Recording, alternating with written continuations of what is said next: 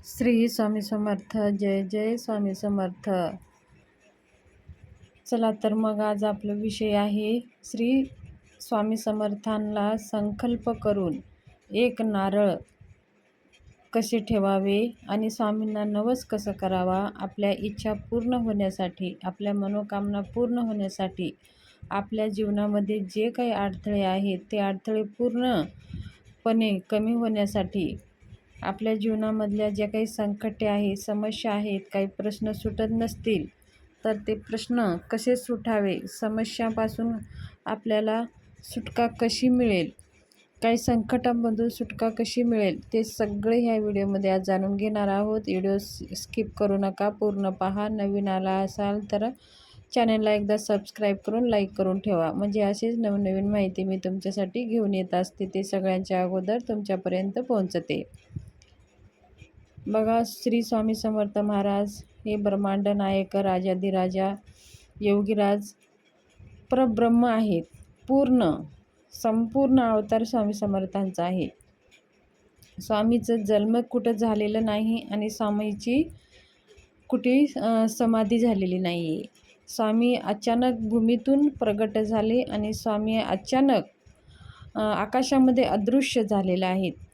स्वामी ज्यावेळेस आकाशातून अदृश्य झाले तेव्हा सांगितलं होतं, मी कुठंही जाणार नाही, मी इथेच राहणार.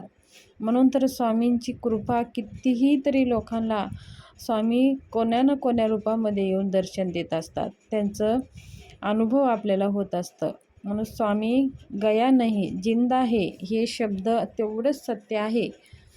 आणि भिवू नकोस, मी तुझ्या पाठीशी आहे हे सुद्धा शब्द नसून हे साक्षात वाक्य आहे, हे परब्रह्म शब्द आहेत, हे कल्परूप शब्द आहेत. आपल्या मनोकामनाला पूर्ण करणाऱ्या, आपल्या स्वामीवर भक्ती असणाऱ्याला एक साथ देण्यासाठी हे स्वामींचे दिलेले शब्द आहेत. मैं गया नहीं जिंदा हूँ आणि भिवू नकोस, मी तुझ्या पाठीशी आहे, हे स्वामीच्या तोंडातले शब्द आहेत, स्वामीच्या मुखातून आलेले शब्द आहेत. तर बघा, आपण आपल्या जीवनामध्ये स्वामी सेवा करूनसुद्धा काही वेळेस आपले प्रश्न सुटत नाही. तर आपल्याला काय होतं की आपण स्वामी सेवा करत असतो पण ते योग्यरित्या करत नसाल, तीच आपली सेवा स्वामी महाराजांपर्यंत पोहोचत नसेल, म्हणून आपले काही प्रश्न सुटत नसतील. अशा काही जर समस्या तुम्हाला जाणवत असेल किंवा तुम्हाला नवीन स्वामी सेवा करायची आहे, स्वामी सेवा तुम्ही केला नाही, तुमच्या जीवनात समस्या आहे, भरपूर काही इतर सेवा तुम्ही करून राहिल्या आणि तरीही तुमचे प्रश्न सुटत नसतील, तर तुमच्या मनामध्ये इच्छा असेल स्वामी सेवा करायची, तर मी जसं सांगणार आहे त्या प्रकारे तुम्ही सेवा करून पहा. बघा, तुमचे प्रश्न 3 तासांमध्येच तुम्हाला त्याची अनुभूती यायला सुरुवात होईल. 100% मी विश्वासानं सांगते की तुमच्या सगळ्या इच्छा पूर्ण होतील. आता स्वामी महाराजांना संकल्प कसं करायचं. आता तुमच्या काही तुम्ही सेवा करत असाल, दररोज सेवा करत असाल, काही ना काही स्वामी सेवा करत असाल, मंदिरात जात असाल, आरतीला हजर राहत असाल किंवा घरामध्ये स्वामी समर्थांचं मंत्र जप करत असाल, स्वामी समर्थ सारामृतांचं पाठ करत असाल, तर ह्या पण करत असाल, पण तुमची इच्छा पूर्ण होत नसेल, समस्या सुटत नसतील, तर माणसाला काय होतं, सेवा करून सुद्धा काही समस्या सुटत नसतील तर तो माणूस निराश होऊन जातो. तर सेवा कधीही वाया जात नाही, थोडं वेळ लागतं पण ते फलित होतच असते. म्हणून सेवा करत असताना आपल्या समस्या लवकर जरी सुटत नसतील तरी खचून जायचं नसतं, स्वामी सेवा सोडायची नसतं, स्वामी सेवा अखंड करत राहायची असते. स्वामी सेवा करत राहा. मग आता संकल्प महाराजांना कसं करायचं आहे. नारळ आणि खडीसाखर 11 रुपये घ्यायचं आहे. स्वामी महाराजांसमोर बसायचं आहे. तुम्ही हे मंदिरामध्ये बी हीच कृती करायची आहे आणि घरामध्ये पण तीच कृती करायची आहे.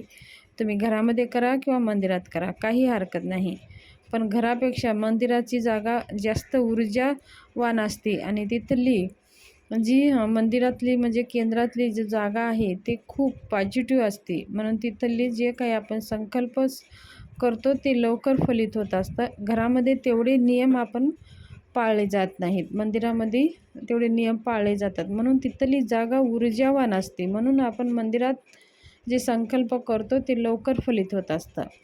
आणि काही कारणाने जर समजा तुम्हाला जाणं शक्य नसेल तर आपण घरामध्येच करू शकता. आता आपल्याला नारळ घ्यायचा आहे, खडीसाखर घ्यायचं आहे, स्वामीसमोर बसायचं आहे आणि स्वामींना 3 वेळेस मुजरा करायचा आहे. तुमचं नाव सांगायचं आहे आणि गोत्र सांगायचं आहे आणि स्वामी महाराजांना विनंती करायचं आहे. तुमची कोणत्या समस्या आहेत तर त्या समस्या पूर्ण होऊ द्या आणि मला तुमचे श्री स्वामी समर्थ सारामृतांचे 11 पारायण करायचे आहे किंवा 21 किंवा 51 किंवा 108 यथाशक्ती तुम्ही मनात ठरवून घ्या.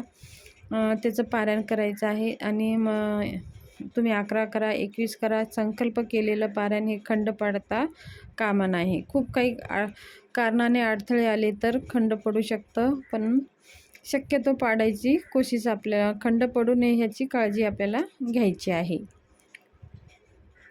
आपल्याला श्री स्वामी समर्थ सारामृतांचं पारायण करायचं आहे. 11 माळी जप, तारक मंत्रांचं जप दररोज 11 वेळेस, हे सगळं आपल्याला सांगायचं आहे. स्वामी महाराज, ह्या सेवा मी तुमच्या सेवा करणार आहे, ह्या सेवा तुम्ही माझ्याकडनं करून घ्या आणि मला सद्बुद्धी द्या. आणि काही जे संकटे येतात ज्या सेवा करण्यासाठी, जर घरातले लोक कोणी अडथळे करतात किंवा आपलं मनसुद्धा आपल्याला अडथळा घालतं, आपल्याला आळस येतं, कंटाळा येतं, ह्या सगळ्या गोष्टी आपल्याला जाणवतात. स्वामी सेवा करत असताना ह्या सगळ्या गोष्टी आपल्याला अनुभवतात.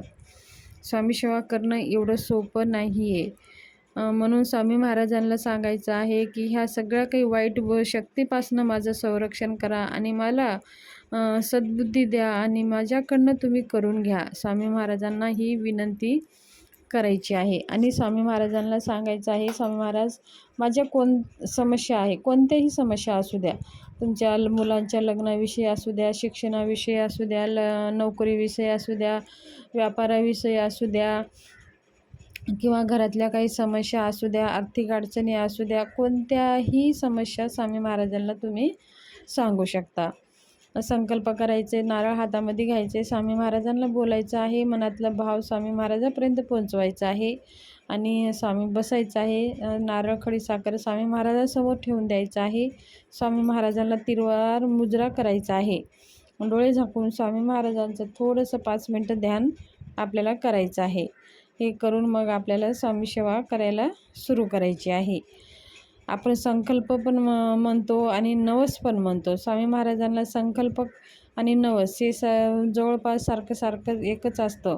संकल्प आपण काही कार्यापूर्तीसाठी करतो आणि नवस की मी ही तुमची 11 पारायण सेवा करते आणि मी तुम्हाला हे माझं झाल्यावर मी तुमच्या दर्शनाला येते किंवा तुमच्यासाठी मी काहीतरी देतो, त्याला आपण नवस बोलतो. म्हणजे स्वामी महाराजांना आपण सांगून आलेलो आहे, म्हणजे आपण काहीतरी स्वामी महाराजांना बोलून नवस करून आपण आलेलो आहे.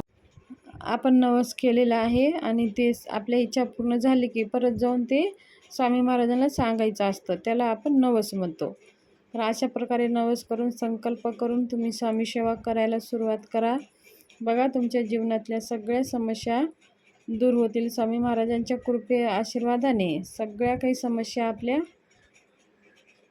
हल होतील. आणि स्वामी सेवा करत असताना तुम्ही कधीही खचून जाऊ नका, मनामध्ये कधीही शंका आणू नका. धन्यवाद. शुभदेव जाओ.